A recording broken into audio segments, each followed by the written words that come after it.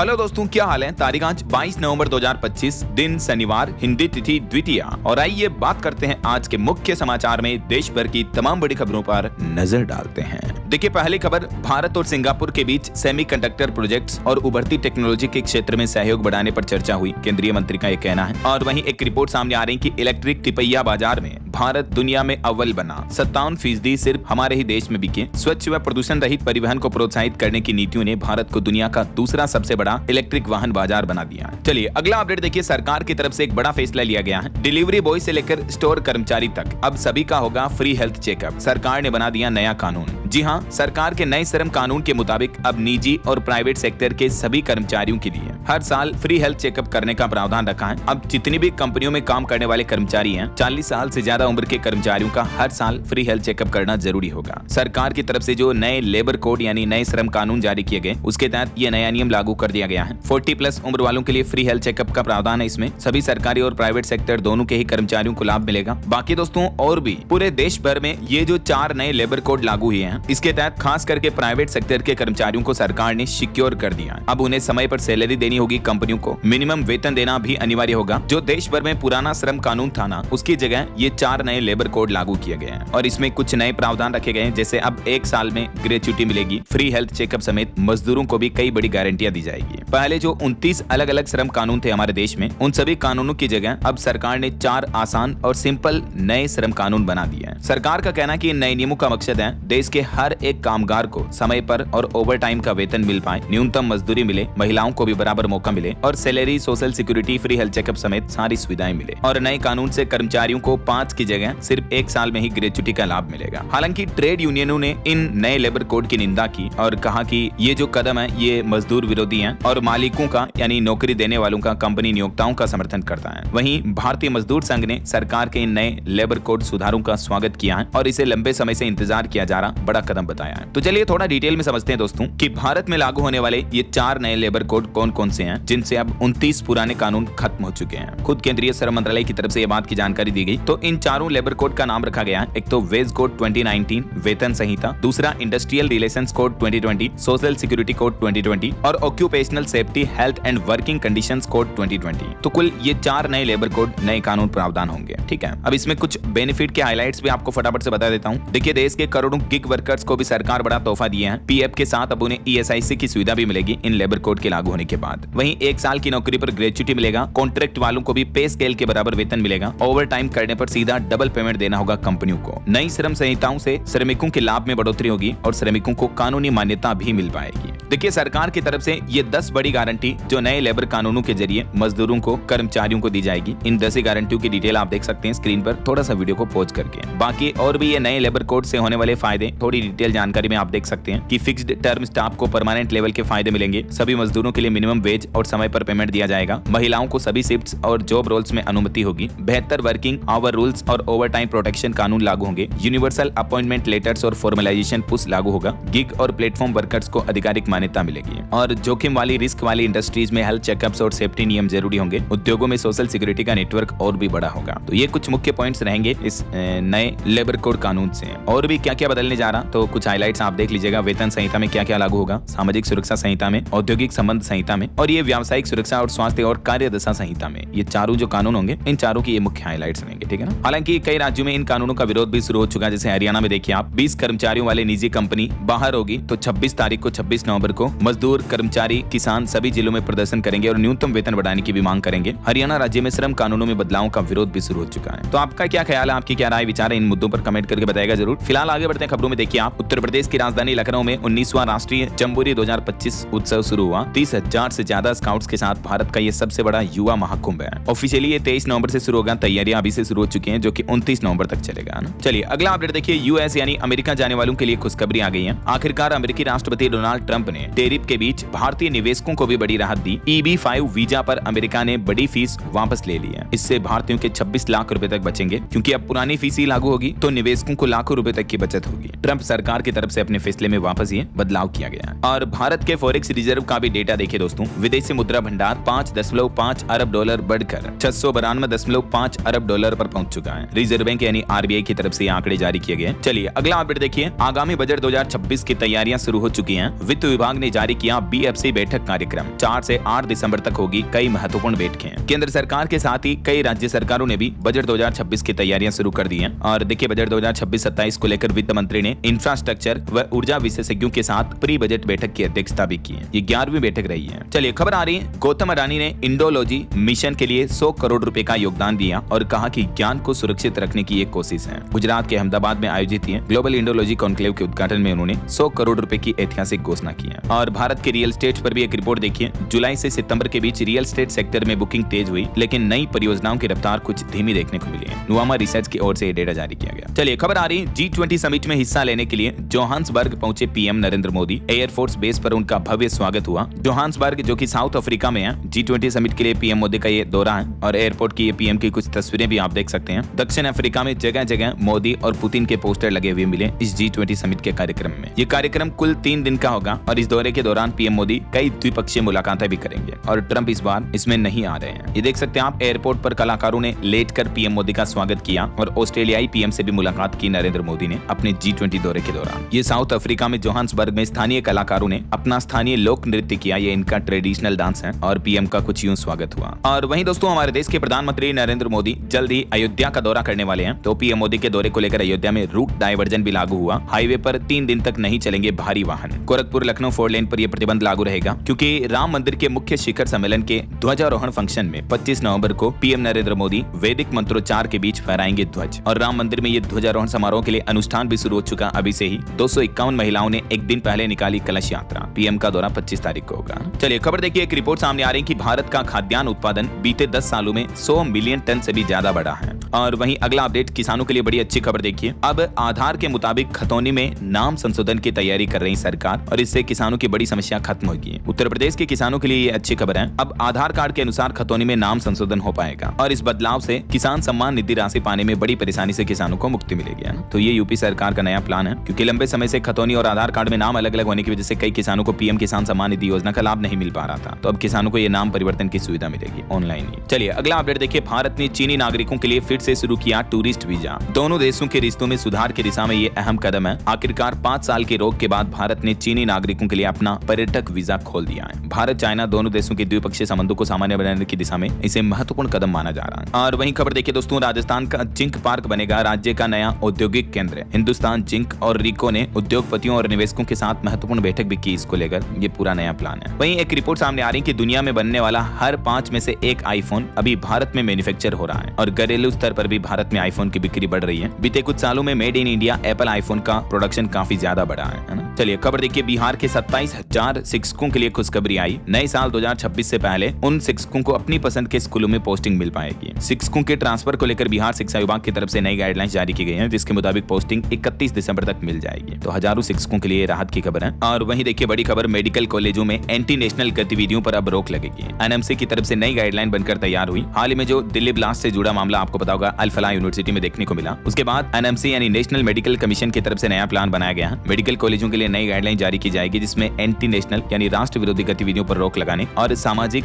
जिम्मेदारियों का पालन करने पर जोर दिया गया है। तो जैसे ही इसकी नई गाइडलाइंस आएगी मैं आपको बता दूंगा इसी चैनल डीएलएस न्यूज के माध्यम से। फिलहाल देखिए एक चौंकाने वाली रिपोर्ट सामने आ रही दोस्तों कि देश की राजधानी दिल्ली दुनिया का सबसे प्रदूषित शहर बन चुका है। दिल्ली का AQI कई जगहों पर 506 के भी ऊपर चल रहा है और इसके बाद अब दिल्ली के सभी स्कूलों में स्पोर्ट्स इवेंट पर भी रोक लगा दी गई है। अभी एक दिन पहले आपको पता होगा सुप्रीम कोर्ट ने भी आदेश जारी किया। दिल्ली के स्कूलों में सभी आउटडोर खेल एक्टिविटीज पर रोक रहेगी। बढ़ते प्रदूषण के चलते ये फैसला लिया गया है। और खबर देखिए, मेक्सिको की फातिमा बोस बनी मिस यूनिवर्स। एक वक्त ये बेवकूफ कहे जाने पर सेरेमनी भी छोड़ दी थी, लेकिन आखिरकार इन्होंने मिस यूनिवर्स 2025 का खिताब अपने नाम हासिल कर लिया है। हालांकि भारत की मणिका विश्वकर्मा जो है टॉप 30 तक ही पहुंच पाई। भारत के मणिका विश्वकर्मा भी मिस यूनिवर्स का ताज हासिल करने के काफी नजदीक तो पहुंच गई थी, लेकिन आखिरकार चूक गई। ये दिल्ली यूनिवर्सिटी से फाइनल ईयर की स्टूडेंट्स हैं, सर्टिफाइड क्लासिक डांसर भी हैं और पेंटर भी हैं। फिर भी इनकी मेहनत को सैल्यूट। और मेक्सिको जो कि मिस यूनिवर्स बनी, इनका भी जीवन काफी परेशानियों भरा रहा। जब ये मिस मेक्सिको बनी थी तब भी काफी विवाद हुआ था, बावजूद उसके इन्होंने ये अचीवमेंट हासिल किया। मैंने कांग्रेट्स। चलिए अगला अपडेट देखिए, सोने चांदी के भाव पर खबर आ रही कि सोना 585 रुपए चढ़कर 1,23,146 रुपए प्रति 10 ग्राम पर पहुंच चुका है। वहीं चांदी 3,000 रुपए तक सस्ती हुई। इसी साल अब तक गोल्ड 47,000 बढ़ चुका है और चांदी 65,000 रुपए तक महंगी हो चुकी है। और अभी एक दिन में चांदी की कीमत 2984 रुपए टूटकर 1,51,129 रुपए प्रति किलो चल रही है। बाकी अलग अलग कैरेट के हिसाब से गोल्ड का प्राइस क्या चल रहा है आप देख ही सकते हैं स्क्रीन पर। कर। चलिए अगली खबर देखिए दोस्तों, एक चौंकाने वाली रिपोर्ट सामने आ रही है भारत में महिलाओं को लेकर। देखिए 30% महिलाओं ने अपने पार्टनर से हिंसा झेली है, जिसमें 15 साल से लेकर 49 साल तक की एज ग्रुप की हर 5वीं महिला पीड़ित है। वैसे ये आंकड़ा दुनिया भर में भी हैरान करने वाला है कि दुनिया भर में 84 करोड़ महिलाओं के साथ सेक्सुअल एब्यूज भी हुआ है। ये रिपोर्ट्स और डेटा खुद WHO यानी वर्ल्ड हेल्थ ऑर्गेनाइजेशन की तरफ से जारी किए गए, जिसके मुताबिक भारत में तो हर 3 में से एक यानी लगभग 30% महिलाएं किसी न किसी तरीके से अपने पार्टनर के वायलेंस का शिकार हुई है। पार्टनर में चाहे पति हो सकता है, लिव इन पार्टनर हो सकता है, उनका लवर्स हो सकता है, तो उनके जरिए वो मानसिक, आर्थिक और यौन हिंसा की शिकार हुई है। ये डेटा बताते हैं वाकई में कि आज भी हमारे देश में महिलाओं पर कितना अत्याचार होता है और कितनी असमानता होती है। इंटीमेट पार्टनर वायलेंस क्या होता है? इसमें ये एक साइंटिफिक टर्म है जिसमें कई तरह की अलग अलग हिंसाएं शामिल होती हैं जो महिलाओं के साथ बीती हैं, देख सकते हैं आप। चलिए अगली खबर देखिए, कर्नाटक बंगलुरु के ट्रैफिक में फंसे एस्ट्रोनॉट शुभांशु शुक्ला। तो उन्होंने कहा कि अंतरिक्ष में यात्रा करना शहर के खराब ट्रैफिक को पार करने से भी कहीं ज्यादा आसान है। देखिए जरा ये इनका छोटा सा बयान, छोटी सी टिप्पणी ये बताती है कि हमारे देश के शहरों में ट्रैफिक व्यवस्थाएं कितनी खराब है ना। और वहीं भाषा विवाद पर बड़ी खबर देखिए, तमिलनाडु के डिप्टी सीएम उदयनिधि स्टालिन ने संस्कृत को मरी हुई भाषा बताया और कहा कि तमिल की परवाह है तो हम पर हिंदी क्यों थोप रहे हैं। तो इनके इस बयान पर बीजेपी बोली कि तमिल में भी संस्कृत के कई शब्द शामिल हैं। उदयनिधि स्टालिन ने चेन्नई में एक बुक लॉन्च के मौके पर संस्कृत को लेकर ये विवादित बयान दिया, जो कि ऐसा नहीं बोलना चाहिए उन्हें, क्योंकि भाषा चाहे संस्कृत हो, हिंदी हो, उर्दू, तमिल, तेलुगु, मलयालम, कोई सी भी हो, भाषा क्या है? एक कम्युनिकेशन का साधन है जिसके जरिए हम एक दूसरे के साथ अपने आचार विचार, अपनी भावनाएं, फीलिंग शेयर कर सकते हैं, राइट। तो सभी भाषाएं अपने आप में महान है, कोई भाषा छोटी बड़ी नहीं होती है। पता नहीं ये राजनेता भाषा को लेकर क्यों पॉलिटिक्स करते हैं और लोगों को भ्रमित करते हैं अपनी राजनीतिक रोटियां सेकने के लिए। क्या कहना चाहोगे दोस्तों आप ऐसी गंदी पॉलिटिक्स पर? आपकी राय विचार कमेंट करके बताएगा जरूर। मेरी नजरों में तो सभी भाषाएं महान होती हैं, कोई भाषा छोटी या बड़ी नहीं है, राइट। वहीं देखिए आरएसएस प्रमुख मोहन भागवत का कहना है कि आरएसएस किसी के खिलाफ नहीं है। ये संघ न राजनीति करता है, न ही किसी संगठन को दूर से नियंत्रित करता है। इम्फाल में जनजातीय नेताओं के साथ बातचीत करते हुए आरएसएस प्रमुख मोहन भागवत ने ये बातें चिते कही। और वहीं खबर आ रही कि चाचा नेहरू के कामों की ऑनलाइन लाइब्रेरी आज से लाइव हो चुकी है, जिस पर आपको 35,000 से भी ज्यादा डॉक्यूमेंट्स और लगभग 3,000 इलिस्ट्रेशन यानी आकृतियां, चित्र, कथाएं वगैरह देखने को मिलेगी। ये बेसिकली नेहरू जी की जीवन का, उनके कार्यों का ऑनलाइन डॉक्यूमेंट है। राहुल गांधी बोले कि ये इतिहास नहीं बल्कि बदलती सोच का रिकॉर्ड है। तो ये एक ऑनलाइन पोर्टल लॉन्च किया गया जिस पर आपको nehruarchive.in, तो इसके ऊपर आपको ये ढेर सारी चीजें फ्री में डाउनलोड देखने को मिल जाएगी, है ना। चलिए खबर देखिए, सुप्रीम कोर्ट के CJI गवाही बोले कि मैं बौद्ध धर्म को मानने वाला हूँ लेकिन सेक्युलर हूँ। धर्म निरपेक्षता मैंने अपने पिता से सीखी है। चीफ जस्टिस का कल आखिरी वर्किंग डेज था, 23 नवंबर को ये रिटायरमेंट ले लेंगे। ये भारत के 52वें चीफ जस्टिस ऑफ इंडिया है, जस्टिस CJI BR गवाही। अच्छा, WHO की एक और चौंकाने वाली रिपोर्ट देखिए दोस्तों, भारत में 2015 से टीबी के मामलों में 21% तक की कमी आई है और टीबी के जरिए मृतकों की संख्या भी घटी है। आखिरकार ये रिपोर्ट बताती है दोस्तों कि भारत सरकार के टीबी मुक्त भारत अभियान को सफलता मिल रही है। भारत में टीबी मरीजों की संख्या में बड़ी गिरावट देखने को मिली है। ये कुछ डेटा भी आप देख सकते हैं 2015 से 2025 के बीच के, है ना। और वहीं देखिए बड़ी खबर, दिल्ली पुलिस का साइबर फ्रॉड नेटवर्क के खिलाफ ऑपरेशन साई हॉक शुरू किया गया। 4400 से ज्यादा संदिग्ध लोगों को पकड़ा है। दिल्ली पुलिस ने केंद्रीय गृह मंत्रालय के Indian cyber crime coordination centre I4C के साथ मिलकर ये अलग अलग तरीके से साइबर फ्रॉड करने वाले सैकड़ों नहीं बल्कि हजारों लोगों के खिलाफ ये ऑपरेशन साई हॉक चलाया।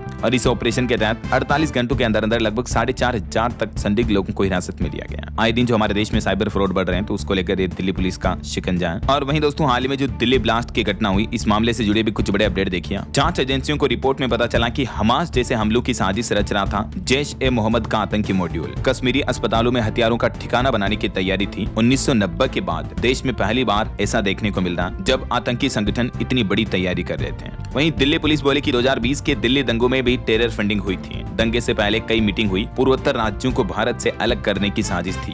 और दिल्ली ब्लास्ट में अब लोकल कनेक्शंस की भी जांच करेगी SIT। चेयरमैन सिद्दीकी को अल-फलाह लेकर आएगी ईडी की टीम। सस्पेक्टेड की 3 कैटेगरी बनाई गई है। चलिए अगली खबर देखिए, बिहार में नीतीश कुमार ने पहली बार गृह मंत्रालय छोड़ा। सम्राट चौधरी को इस बार अहम जिम्मेदारी दी गई। बिहार के नए मुख्यमंत्री के बाद नीतीश कैबिनेट का भी गठन हो चुका है। इसमें मगध और शाहबाद का दबदबा देखने को मिलेगा। इस बार 65% मंत्री पिछड़े और दलित हैं। सवर्ण में सबसे ज्यादा राजपूतों को जगह दी गई। और नीतीश के नई कैबिनेट में 12 मंत्रियों पर क्रिमिनल केस भी दर्ज है, जबकि एक मंत्री तो केवल 10वीं पास भी है। और 20 सालों बाद बिहार की राजनीति में नीतीश के पास गृह मंत्रालय नहीं रखा गया है, बल्कि बीजेपी के सम्राट चौधरी को यह अहम जिम्मेदारी दी गई। फाइनेंस JDU के पास रहेगा और मंगल पांडे फिर से स्वास्थ्य मंत्री बनाए गए। ये वो लिस्ट भी आप देख सकते हैं कि बिहार में किसको किस विभाग की अहम जिम्मेदारी दी गई, किन किन मंत्रियों को, है ना। वहीं बिहार विधानसभा चुनाव में मिली हार का पश्चाताप करने के बाद प्रशांत किशोर PK ने अपना मौन व्रत तोड़ दिया और उन्होंने बीजेपी पर आरोप लगाए, कहा कि सरकार ने 10-10 हजार रुपए देकर वोट खरीदे हैं और अगर 6 महीने में अब बिहार के महिलाओं को 2-2 लाख रुपए नहीं मिलते हैं तो मैं एक-एक मंत्री और अफसर का भी घेराव करूंगा। पीके ने धमकी के साथ ही लोगों से 1-1 हजार रुपए भी मांगे, बोले कि जो नहीं देगा मैं उनसे नहीं मिलूंगा। दिल्ली वाला फ्लैट छोड़कर सारी संपत्ति जन सुराज को डोनेट की है। तो ये भी दोस्तों बिहार की राजनीति में बयानबाजी देखने को मिल रही है। और इस बीच खबर है कि चुनाव आयोग ने कड़ा रुख अपनाया, SIR की समय सीमा में नहीं होगा कोई भी बदलाव। BLO को मिला 25 नवंबर तक का समय। चुनाव आयोग की तरफ से ये स्पष्टीकरण भी जारी कर दिया कि इसकी टाइमिंग में कोई बदलाव नहीं किया जाएगा। हालांकि इधर सुप्रीम कोर्ट ने SIR के खिलाफ याचिका को लेकर EC यानी इलेक्शन कमीशन चुनाव आयोग से भी जवाब मांगा। केरल सरकार ने इस SIR प्रक्रिया को रोकने की मांग की थी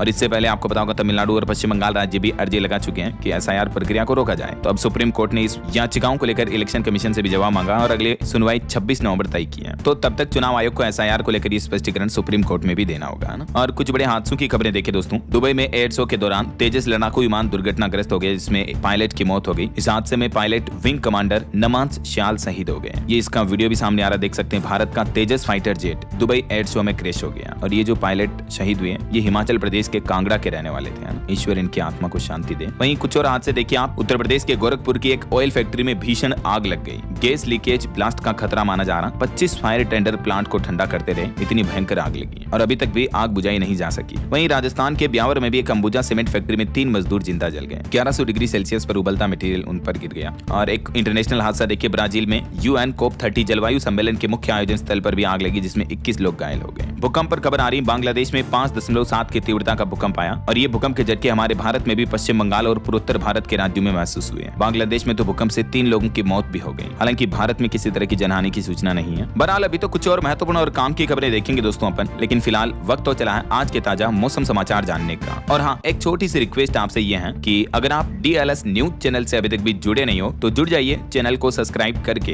बेल आइकन जरूर दबा दीजिएगा और इस वीडियो पर एक लाइक और शेयर भी कर देना, ताकि आपको रोजाना की ताजा खबरें, महत्वपूर्ण मुख्य समाचार, काम के न्यूज अपडेट सबसे पहले आपके मोबाइल पर मिलते रहेंगे। ओके, और चलिए बिना टाइम वेस्ट किए सीधा आगे बढ़ते हैं मौसम अपडेट में। तो देखिए दोस्तों, कुछ अलग अलग राज्यों के मौसम की स्थितियां। मध्य प्रदेश में ठंड से दूसरी मौत हो गई। रीवा में भी दम तोड़ा। पचमढ़ी में पहली बार पारा 5 डिग्री तक पहुंचा। भोपाल इंदौर में भी 10 डिग्री से नीचे चल रहा है और अभी भी मध्य प्रदेश में 2 दिन शीतलहर का अलर्ट है। ठंड की वजह से कई लोगों की जानें भी जाने लग गई हैं। इतनी कड़ाके की सर्दी शुरू हो गई है। इधर राजस्थान में सर्द हवाओं का असर कुछ कम हुआ। माउंट आबू में तापमान 0 डिग्री से ऊपर पहुंचा। अगले 2 सप्ताह तक मौसम साफ रहेगा। हरियाणा राज्य में भी सता रही सुबह शाम की ठंड। दिन में धूप से लोगों को राहत मिल रही। 3 दिन मौसम शुष्क रहेगा और सुबह हल्की धुंध के आसार रहेंगे। वहीं पहाड़ी राज्य हिमाचल में देखिए 27 शहरों का तापमान 10 डिग्री से नीचे चल रहा। नवंबर में नॉर्मल से 89% कम बारिश हुई। अगले 6 दिन भी बारिश के आसार नहीं रहेंगे। और उत्तर प्रदेश में तो आज से शुरू होगी पछुआ हवाएं, तो इससे 2-4 डिग्री तक और गिर सकता है पारा। रात के तापमान को लेकर भी मौसम विभाग ने चेतावनी जारी की है। बाकी दक्षिण भारत के कुछ राज्यों में जैसे केरल, तमिलनाडु, पुडुचेरी वगैरह में बारिश का अलर्ट है और केवल मध्य प्रदेश ऐसा स्टेट है जहां शीतलहर की भी चेतावनी है, तो जरूर सावधान रहिएगा। और भी अगले 24 घंटों के दौरान कुछ अलग अलग राज्यों में मौसम की संभावित गतिविधियां क्या रह सकती हैं, जिसकी जानकारी आप देख सकते हैं स्क्रीन पर। ओके, और चलिए मौसम के बाद आगे बढ़ते हैं अपन खबरों में। कुछ मार्केट अपडेट्स पर नजर डाल लेते हैं। देखिए, बीते दिन भारतीय शेयर बाजार में गिरावट देखने को मिली। सेंसेक्स 401 अंक गिरकर 85,232 पर बंद हुआ। निफ्टी भी 124 अंक लुढ़का। बैंकिंग, रियलिटी और मेटल शेयरों में ज्यादा बिकवाली देखने को मिली। वहीं खबर है, रिलायंस कंपनी रूसी क्रूड ऑयल से बने प्रोडक्ट एक्सपोर्ट नहीं करेगी। यूरोपीय यूनियन में सैंक्शन का पालन करेगी कंपनी। और मार्केट रेगुलेटर सेबी की बड़ी पहल देखिए, बाजार सूचकांकों में REITs और INVITs शामिल करने की तैयारी कर रहा है सेबी ने एक और सख्ती बरती। प्री IPO प्लेसमेंट के दौरान म्यूचुअल फंड्स की ओर से निवेश पर भी रोक रहेगी। एंकर राउंड के लिए हरी झंडी मिली। वहीं देखिए, शार्क टैंक जज नमिता थापर बोली कि महिलाओं की निजी जिंदगी पर ज्ञान ना दें। अभी एक दिन पहले आपको पता होगा, जोहो के फाउंडर ने कहा था कि 20s में शादी और बच्चे की प्लानिंग करें, तो उनकी इस वाली सलाह पर नमिता थापर भड़क गई। उन्होंने कहा कि जोहो फाउंडर को जिम्मेदारी से बोलना चाहिए। तो ये काफी कंट्रोवर्सी का माहौल देखने को मिल रहा है। और देखिए, अडानी ने फॉर्च्यून ब्रांड वाली कंपनी की पूरी हिस्सेदारी बेची। AWL एग्री बेचकर FMCG बिजनेस एग्जिट लिया। वहीं चीन जापान तनाव से इंडियन सी फूड की डिमांड बढ़ी। अमेरिकी टैरिफ झेल रहे एक्सपोर्टर्स के शेयर 10% तक चढ़े और क्रिप्टो मार्केट भी पूरा क्रैश हो गया। $1.7 बिलियन हो गए स्वार। बिटकॉइन की गिरावट ने बढ़ाई निवेशकों की धड़कन। जी हाँ, बीते कुछ ही दिनों में क्रिप्टो मार्केट की वैल्यू एक महीने के अंदर 100 लाख करोड़ रुपए तक घटी है। बिटकॉइन की वैल्यू भी 30% तक कम होकर 261 लाख करोड़ पर आ गई और बिटकॉइन का प्राइस जो 1 करोड़ 10 लाख पर था वो अभी 76 लाख पर चल रहा है। देखिए जरा। चलिए मार्केट अपडेट्स के बाद कुछ इंटरनेशनल न्यूज देख लेते हैं फटाफट से। देखिए, ईरान के तेल व्यापार पर अमेरिका ने लगाया नया प्रतिबंध। भारतीय कंपनी और कारोबारी भी जद में आए। वहीं पाकिस्तान की फैक्ट्री में गैस रिसाव से जोरदार धमाका हुआ। 15 लोगों की मौत हो गई। ब्रिटेन में बोरिस जॉनसन की लापरवाही से कोरोना की वजह से 23,000 लोगों की जान गई। जांच में कुछ गंभीर आरोप लगाए गए ब्रिटेन के तत्कालीन प्रधानमंत्री बोरिस जॉनसन पर। और वहीं देखिए बांग्लादेश में 5.7 की तीव्रता का भूकंप आया। अब तक 6 लोगों की मौतें हो गई, 200 से ज्यादा घायल हो गए। आयरलैंड बांग्लादेश क्रिकेट मैच भी रोका गया। एक 10 मंजिला इमारत भी झुक गई। कोलकाता तक इसके झटके महसूस हुए। वहीं देखिए यूक्रेन जंग को रोकने के लिए डोनाल्ड ट्रंप का 28 पॉइंट का एक प्रपोजल आया। जेलेंस्की को अपनी जमीन छोड़नी होगी, सेना भी घटानी होगी, बदले में मिलेगी सुरक्षा की गारंटी। रूस यूक्रेन जंग को समाप्त करने के लिए ट्रंप ने ये समझौता प्रस्ताव रखा। मतलब वहीं अमेरिका के व्हाइट हाउस में पहली बार ट्रंप और ममदानी की मुलाकात हुई। प्रेस सचिव बोले कि एक कम्युनिस्ट आ रहा है, लेकिन देश के लिए राष्ट्रपति किसी से भी मिलेंगे। न्यूयॉर्क में जो भारतीय मूल के मेयर बने थे उन्होंने ट्रंप से मुलाकात की। वहीं देखिए ब्राजील में COP30 क्लाइमेट समिट के हॉल में आग लगी, 13 लोग घायल हो गए। भारत के पर्यावरण मंत्री भूपेंद्र यादव भी यही मौजूद थे। बड़ी हैरानी की बात है। और चलिए इंटरनेशनल न्यूज अपडेट के बाद आगे बढ़ते हैं अपन खबरों में। देखिए आप, बड़ी साइबर ठगी का मामला सामने आया। बंगलुरु में रिटायर्ड कर्नल से 56 लाख की ऑनलाइन ठगी की गई। पुलिस अफसर बनकर डराया, RBI वेरिफिकेशन के नाम पर पैसे ट्रांसफर किए। तो ऐसे ठगों बदमाशों से सावधान रहें दोस्तों आप। वहीं मध्य प्रदेश के सागर का एक मामला देखिए। मस्जिद की जमीन पर खुदाई की जा रही थी, तभी इससे राम सीता की मूर्तियां निकली। सागर में 200 साल पहले दी थी ये जमीन। लोगों ने पूजा की और निर्माण कार्य भी रोक दिया गया। सागर के बंडा विकास खंड के ग्राम पापेट का ये मामला है। ये देख सकते हैं आप, लोग बाग पूजा करने लग गए हैं। और वहीं देखिए वाराणसी कोर्ट के जज बोले कि राहुल गांधी 18 दिसंबर को कोर्ट में हाजिर हो। 7 महीने पहले उन्होंने कहा था कि भगवान राम काल्पनिक है, तो इसी मुद्दे को लेकर वाराणसी कोर्ट में सुनवाई हो रही है। वहीं देखिए उत्तराखंड के हरिद्वार में 1000 करोड़ में बनेगा विश्व सनातन महापीठ। कथावाचक देवकीनंद ठाकुर ने उठाई सनातन बोर्ड की मांग और बोले कि वक्फ बोर्ड है तो सनातन क्यों नहीं। और खबर आ रही है पंजाब में सांसद अमृतपाल पर हाईकोर्ट ने पंजाब सरकार को आदेश दिया। कहा कि पेरोल पर 1 सप्ताह के अंदर अंदर फैसला लें। वकील से पूछा कि संसद में कुछ बोलेंगे या मुक्त दर्शन रहेंगे।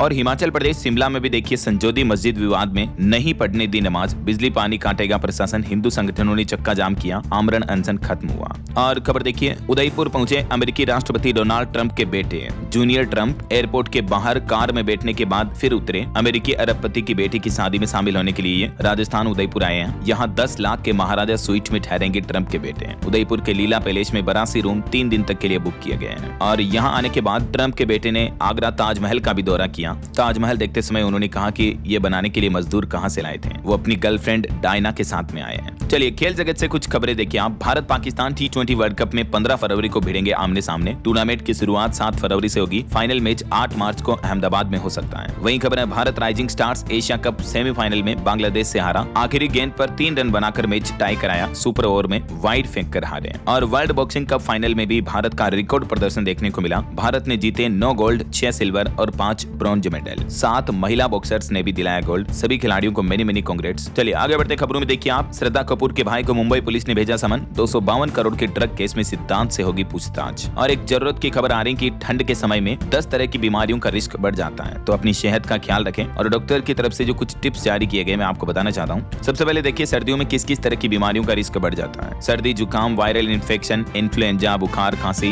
ब्रोंकाइटिस, जोड़ों में दर्द, skin problem, pneumonia, heart disease और seasonal affective disorder, heart attack वगैरह की समस्याएं भी काफी बढ़ जाती हैं। तो ऐसे में सर्दियों में हेल्दी रहने के लिए आप इन 15 टिप्स का पालन करें। रोजाना कम से कम 15-20 मिनट धूप लें। विटामिन C वाले फल फ्रूट खाएं। गर्म हल्दी का दूध, काढ़ा, सूप पीते रहें। पर्याप्त मात्रा में पानी पिएं। ओमेगा 3 रिच चीजें खाएं। संतुलित डाइट लें। हरी सब्जियां खूब खाएं। लंबे समय तक खाली पेट ना रहें। ठंड से बचें। गर्म कपड़े पहने। ठंडी हवा में खुले में न जाएं। और रोजाना कम से कम 30 मिनट एक्सरसाइज वर्कआउट करें। ठीक है। और फास्ट फूड वगैरह पैकेज्ड फूड ना खाएं। बाकी हाइजीन का ध्यान रखें और रोजाना 8 घंटे की प्रॉपर नींद लें। बीमार लोगों से दूरियां बनाए रखें ताकि इन्फेक्शन वगैरह ना हो। ठीक है ना। चलिए आगे बढ़ते हैं अपन खबरों में। देखिए G20 समिट में पीएम मोदी ने नेस्पर्स प्रमुख CEO से भी अहम मुलाकात की। भारत के डिजिटल इकोसिस्टम में निवेश बढ़ाने पर चर्चा हुई। वहीं खबर है 100वीं जयंती, 100 करोड़ और 100 कैंटीन। दिल्ली में पेट भर खाना मिलेगा मात्र 5 रुपए में और भोजन भी होगा पौष्टिक। जी हाँ, अगले महीने 25 दिसंबर को पूर्व प्रधानमंत्री अटल बिहारी वाजपेयी जी की जयंती के मौके पर दिल्ली में ये 100 अटल कैंटीन की शुरुआत एक साथ की जाएगी, जहां 5 रुपए में आपको भोजन मिल पाएगा। और देखिए दोस्तों, उत्तर प्रदेश विधान परिषद के चुनाव 6 जनवरी को जारी होगी अंतिम मतदाता सूची। निर्वाचन आयोग ने जारी किया संशोधित कार्यक्रम। हैदराबाद में राष्ट्रपति द्रौपदी मुर्मू ने किया भारतीय कला महोत्सव 2025 का उद्घाटन। कहा विरासत की समझ को मिलेगा बढ़ावा। और उत्तर प्रदेश में देश के रक्षा मंत्री राजनाथ सिंह बोले कि कई देश खुलेआम इंटरनेशनल कानूनों का उल्लंघन कर रहे हैं। फैसले बिना भेदभाव के होने चाहिए। राजनाथ सिंह ने यह भी कहा कि UN में भी सुधार जरूरी है। बोले कि कई देश अंतर्राष्ट्रीय कानून की धज्जियां उड़ा रहे हैं। और बड़ी खबर देखिए, उत्तर प्रदेश में 27 नवंबर को बिजली कर्मी पूरे प्रदेश भर में प्रदर्शन करेंगे। बिजली निजीकरण के खिलाफ एकजुट होंगे अधिकारी और कर्मचारी भी। वहीं यूपी में एक नई पहल देखिए, अब शहरों में मकान के साथ बना सकेंगे दुकान भी। योगी कैबिनेट से मंजूरी मिलने के बाद आदेश जारी हुआ। आम शहरियों को लाभ देने के लिए सीएम योगी ने ये नया प्रस्ताव जारी किया है और इसमें साइज वगैरह की कुछ लिमिट होगी, जिसकी डिटेल भी आप देख सकते हैं कि इतने रोड और इतने साइज के प्लॉट पर आप मकान दुकान एक साथ बना पाएंगे, है ना। और खबर देखिए, अब आपको किसी का फोन आने पर कॉलर का वेरीफाइड नाम दिखेगा जो उसके आईडी प्रूफ में होगा, आधार कार्ड, पैन कार्ड में। सरकार ने ट्रू कॉलर जैसे सिस्टम CNAP की टेस्टिंग शुरू की है। टेलीकॉम कंपनियां एक्टिवेट कर रही हैं अभी इस सिस्टम को, तो धीरे धीरे आपको ये रियल नेम दिखने लगेंगे, ठीक है। CNAP का फुल फॉर्म है कॉलिंग नेम प्रेजेंटेशन। हाल ही में कुछ दिनों पहले मैंने आपको इस अपडेट के बारे में बताया था ना। और खबर आ रही है उत्तर प्रदेश में अब गाँव में जमीन के नक्शे भी ऑनलाइन देखे जा सकेंगे। मोबाइल ऐप पर मैप लगाकर पहुंच सकेंगे घर और खेत पर भी, और ये काम सीधे सैटेलाइट के जरिए होगा। उत्तर प्रदेश के राजस्व परिषद ने इस योजना पर काम भी शुरू कर दिया है। सभी पंचायतों का ऑनलाइन सैटेलाइट कनेक्टेड किया जाएगा।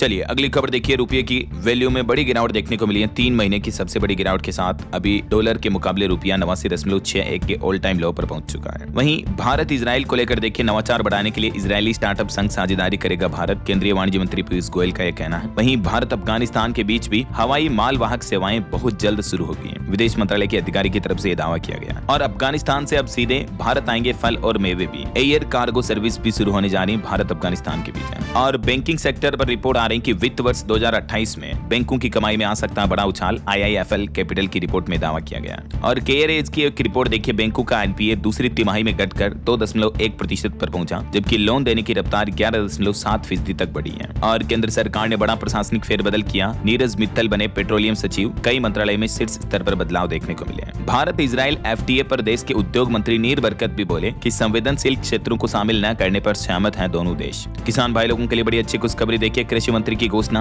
अब PM फसल बीमा योजना में जंगली जानवरों के द्वारा फसलों को नुकसान पहुंचाया गया या जलभराव की वजह से फसलों को होने वाला नुकसान भी शामिल होगा। कृषि मंत्री शिवराज सिंह चौहान ने किसानों को ये बड़ी राहत दी है। और देखिए बड़ी खबर, अरबों का एक फर्जीवाड़ा सामने आया। दावा किया जा रहा है कि एनवीडिया, माइक्रोसॉफ्ट और OpenAI जैसी बड़ी कंपनियों के नाम भी इसमें शामिल हैं। AI ने पकड़ी $610 बिलियन की धोखाधड़ी। ये देख सकते हैं, इसको लेकर एक वेरीफाइड अकाउंट के द्वारा बिग ट्वीट भी किया गया। और ये धोखाधड़ी AI पोंजी स्कीम के भंडाफोड़ का दावा कर रही है। इसके पीछे कुछ फैक्ट्स बताए जा रहे हैं, देख सकते हैं आप डिटेल्स। और पूरा मामला एनवीडिया के शेयरों के आसपास घूमता है। वहीं खबर आ रही कि दुनिया के टॉप शीर्ष 100 बैंकों में शामिल होंगे जल्दी भारत के कुछ और बैंक भी। अभी सिर्फ SBI और HDFC ही शामिल है ना। और देखिए, भारत ने अमेरिकी टैरिफ के असर से खुद को बचाया। रिपोर्ट आ रही कि रूसी तेल आयात घटाकर व्यापार समझौते में मजबूत स्थिति भी बनाई। और एक लड़के का अनोखा रिकॉर्ड देखिए, पंजाब लुधियाना के युवक ने पुशअप में रिकॉर्ड बनाया। 1 मिनट में 360 डिग्री 24 पुशअप लगाए। वहीं मद्रास हाईकोर्ट का बड़ा फैसला देखिए, कैदियों की समय से पहले रिहाई सिर्फ सरकार ही तय करेगी, अदालतें नहीं। जेल में बंद कैदियों को लेकर हाईकोर्ट की तरफ से यह अहम फैसला सुनाया गया। और यूनिसेफ की एक अच्छी रिपोर्ट सामने आ रही है कि गरीबी कम करने में भारत की रफ्तार दुनिया के दूसरे देशों के मुकाबले सबसे तेज रही है।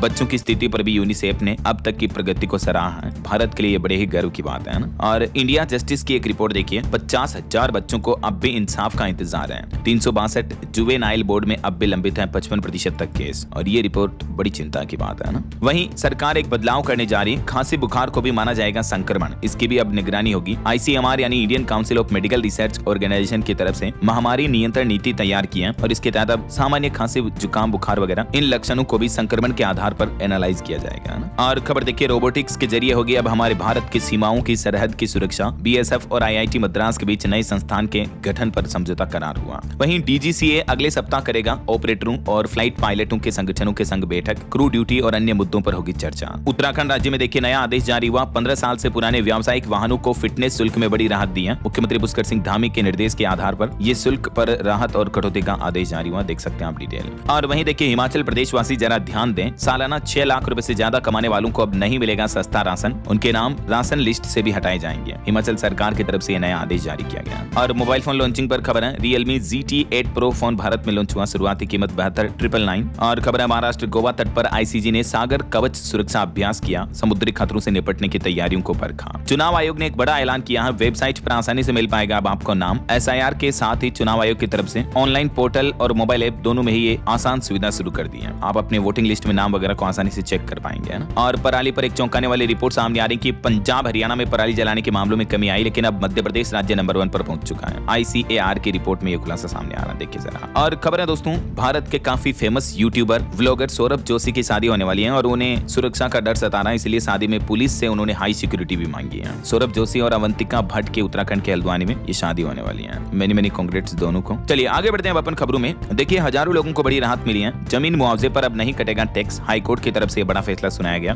कि नेशनल हाईवे, जैसे किसी की खेती की जमीन हाईवे वगैरह में चली जाती है तो सरकार जो मुआवजा देती है ना, उस पर अब इनकम टैक्स नहीं काटा जा सकेगा ऐसा। और खबर आ रही, हरियाणा राज्य में सरकारी कर्मचारी, पेंशनर्स और आश्रित करा सकेंगे केसलेस ट्रीटमेंट। पोर्टल पर 447 अस्पताल और सूचीबद्ध किए हैं हरियाणा सरकार ने ये राहत देते हुए। और वहीं देखिए पंजाब चंडीगढ़ में अंतर्राष्ट्रीय तस्करों की 15 करोड़ की संपत्ति जब्त की। मनी लॉन्ड्रिंग का केस भी चलेगा। यूपी में अगले साल शुरू होगा ड्रोन सर्वेक्षण सर्वे। तैयार किए जाएंगे नगरीय निकाय क्षेत्रों के डिजिटल नक्शे भी। और बंगाल झारखंड में कोयला माफियाओं पर भी ईडी ने एक्शन लिया। 100 से ज्यादा अधिकारियों ने कई जगहों पर ठिकानों पर छापेमारी की। वहीं देखिए उड़ीसा का ये मामला, बस चलाते समय एक ड्राइवर को हार्ट अटैक आ गया। सूझबूझ से 30 यात्रियों की जान बचाई। और हिमाचल प्रदेश में नशे के खिलाफ महाअभियान चलाया गया। हर पंचायत में बनेगी नशा निवारण समिति। प्रधानाचार्य संभालेंगे इसकी कमान। वहीं मानसिक स्वास्थ्य को लेकर एक चौंकाने वाली रिपोर्ट सामने आ रही है कि मोबाइल की डिजिटल गिरफ्त में है 73% लोग। प्रतिदिन 7 घंटे तक स्क्रीन पर बिताते हैं इतने लोग, जिनसे लोगों के मानसिक स्वास्थ्य पर गंभीर खतरा बना हुआ है। ये चौंकाने वाली रिपोर्ट सामने आ रही है वैज्ञानिकों की कि साइलेंट डिप्रेशन का शिकार होते जा रहे हैं लोग बाग। तो दोस्तों जितना हो सके मोबाइल फोन को कंट्रोल करें, कम चलाएं, कहने का मतलब है ना। चलिए खबर देखिए, मध्य प्रदेश में पीएम श्री हेली पर्यटन सेवा का शुभारंभ हुआ। मुख्यमंत्री मोहन यादव की पहल से हवाई कनेक्टिविटी ने भरी उड़ान।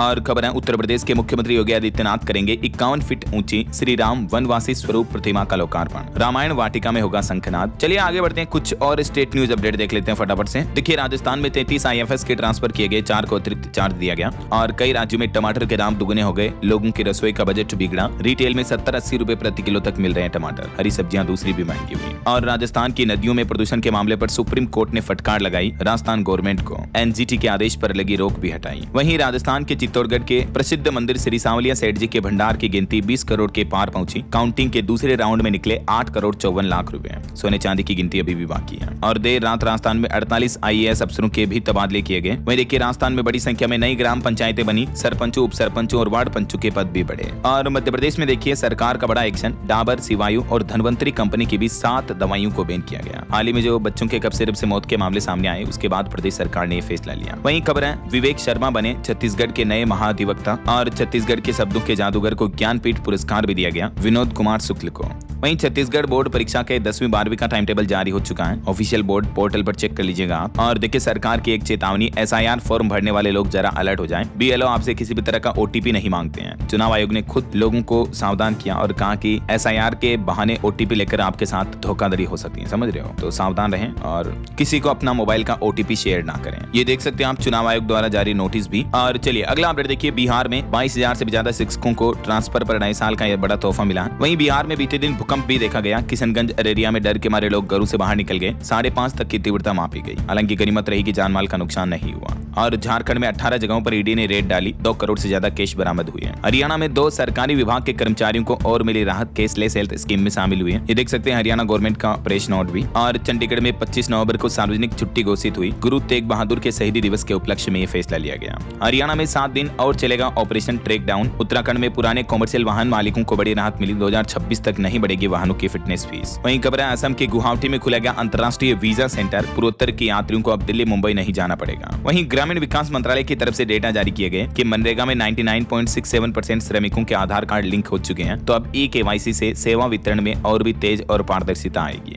वहीं देखिए HDFC भारत का सबसे मूल्यवान ब्रांड बन चुका है। ओके, और कुछ एजुकेशनल अपडेट्स देखिए दोस्तों। प्राइमरी स्कूलों के टीचर के कुल 13,421 पदों पर भर्ती निकली हुई है। एज लिमिट 40 साल। West Bengal board of primary education की तरफ से ये रिक्रूटमेंट निकाली गई है। इसकी लास्ट डेट रहेगी 9 दिसंबर। और पंजाब स्टेट ट्रांसमिशन कॉर्पोरेशन में भी 270 पदों पर भर्ती निकली हुई है। लास्ट डेट इसकी रहेगी 16 दिसंबर। वहीं दोस्तों दुबई में भी नौकरी पाने का मौका है। 300 पदों पर भर्ती निकली है। हरियाणा के बेरोजगार युवाओं के लिए सुनहरा मौका है, क्योंकि इस नौकरी के लिए हरियाणा कौशल रोजगार निगम लिमिटेड के माध्यम से आवेदन किए जा सकते हैं 30 नवंबर तक। हालांकि इसके लिए भारतीय ड्राइविंग लाइसेंस होना अनिवार्य होगा, क्योंकि ये दुबई में एक तरह की फूड डिलीवरी राइडर के लिए वैकेंसी है। और भी ज्यादा डिटेल आप देख सकते हैं। ओके, और चलिए दोस्तों अंत में आज के राशिफल पर नजर डाल लेते हैं। देखिए मेष और कन्या राशि वालों की इनकम बेहतर होगी। मीन राशि वालों को भी मन मुताबिक ट्रांसफर मिल सकता है। और भी कुछ अलग अलग राशियों का राशिफल आप देख सकते हैं स्क्रीन पर। और हाँ दोस्तों, आप मुझे कमेंट करके बताइए कि इस साल G20 समिट किस देश में आयोजित किया जा रहा है। कमेंट करके बताइए। सही जवाब देने वाले लोगों को रैंडमली सेलेक्ट होने पर DLS न्यूज टीम की तरफ से एक शानदार सरप्राइज गिफ्ट जीतने जीतने का मौका मिलेगा। जल्दी मैं विनर्स के नाम भी अनाउंसमेंट कर दूंगा। बहुत से लोगों की मांग होती है कि यार डीएलएस भाई जीतने वालों का नाम नहीं बताते हो, ठीक है, तो पूरी लिस्ट मैं आपको बता दूंगा एक बार। और